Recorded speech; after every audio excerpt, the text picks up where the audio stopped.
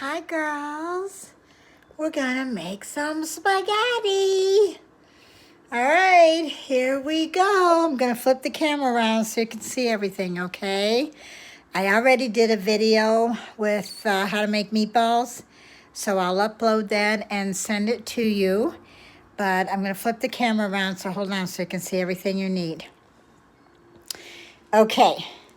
You're going to need crushed tomatoes. I know your mother uses whole tomatoes and she cuts them up and all that. I don't use those. I use crushed tomatoes, and for each 28-ounce can of tomatoes, I also use 1 can of paste. Okay, now keep in mind, I triple my recipe.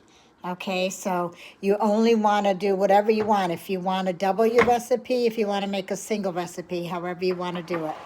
Okay, then for my spices, I'm forgetting something. No, I'm not. Okay, salt, pepper, garlic salt, basil, fennel. There's fennel seed and there's fennel powder, as I said in my meatball one.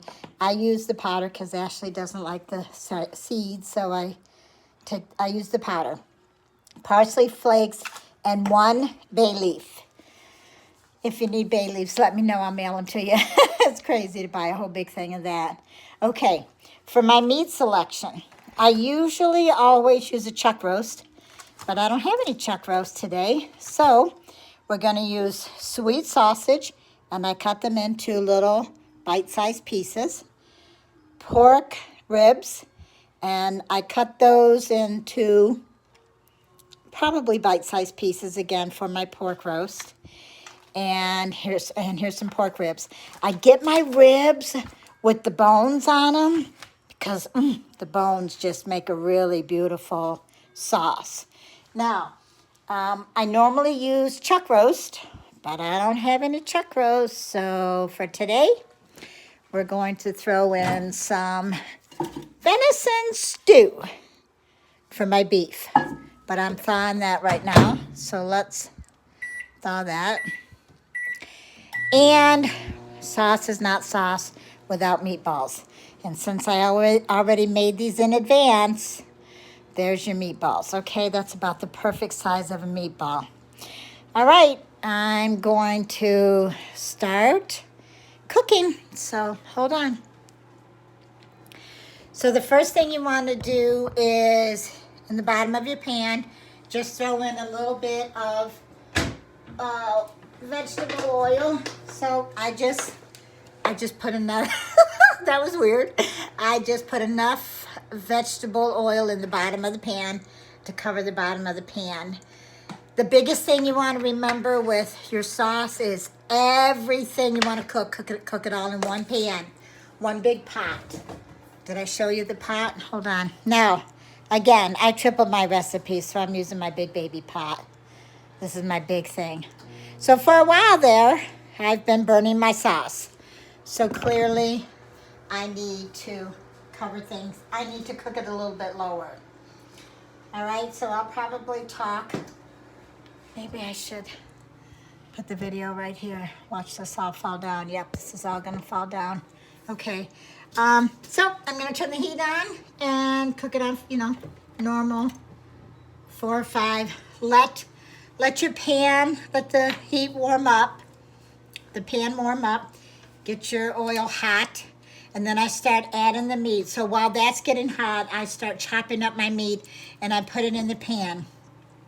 As soon as I put it, I just take like each package at a time, cut this package up, chop it up the way I want it, put it in the pot, and then I use my salt, my pepper, my garlic salt, my basil, my fennel, my parsley. I use each one of those, no bay leaves, and I just pour it in there. Usually I do a scoop in my hand, so if I'm doing my garlic salt, I don't do it this way, but I'm going to show you how to do it. Yeah, I don't even know if that's enough. Yeah. I don't know if you can see this. Yeah, I guess about that much. But I don't cook that way. I just shake until it feels right to me, and then I stop shaking.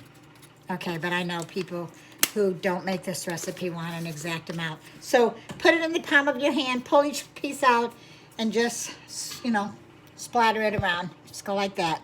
Okay, so this is getting hot. So my meatballs are already done.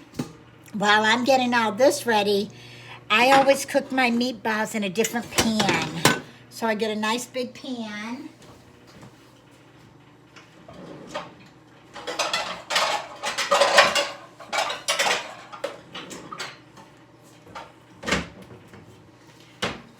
I use my big pan and I cook it. I cook my meatballs while the rest of my sauce is getting ready.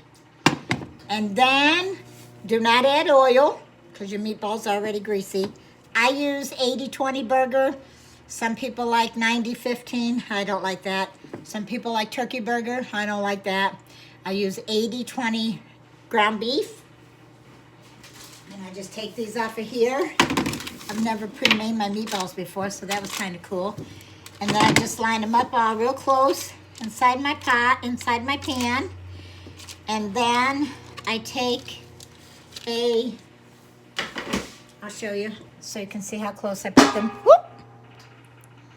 So I put them all real close together while they're cooking. And then as they cook, I shake them like this. Because the last thing you want them to do is to stick in the pan, okay? Because if they stick in the pan, that's a royal pain in the neck. This video is probably going to be crazy, but anyway. Okay, I got to get some meat in here, so hold on. I'll be right back. I might have to send a couple of videos at a time, but we'll make it work. And hopefully we don't have to keep looking at my head. Goodbye. I'll be back.